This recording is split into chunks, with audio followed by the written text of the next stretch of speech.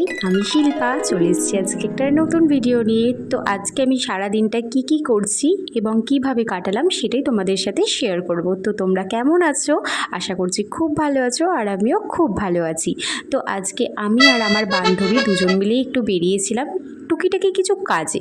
তারপরে এই যে এত গরম কি বলবো, তার জন্য একটু আখের রস খেয়ে নিলাম। একটাই নিয়েছিলাম, তো দুজন মিলে একটু ভাগাভাগি করে খেয়ে নিয়েছি।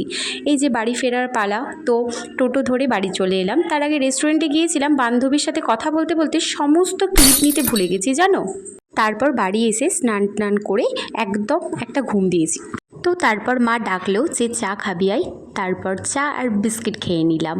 তারপরে এই যে আমার গাছটা দেখেছো কত কচি কচি পাতা জন্মেছে, কি ভালো লাগছে। কিন্তু আমার এই লাকি ব্যাম্বু গাছটা না কেমন যেন পাতাগুলো হলুদ হলুদ হয়ে যাচ্ছে, কি জানি। সবাই বলছে এত রোদে রেখেছিস বলে হয়তো হবে, আমি ঠিক জানি না। তোমরা যদি জানো তো আমাকে একটু জানিও প্লিজ। তারপরে এই যে সন্ধে হয়ে গেল, সন্ধেবেলা টেস্টি টেস্টি ম্যাগি।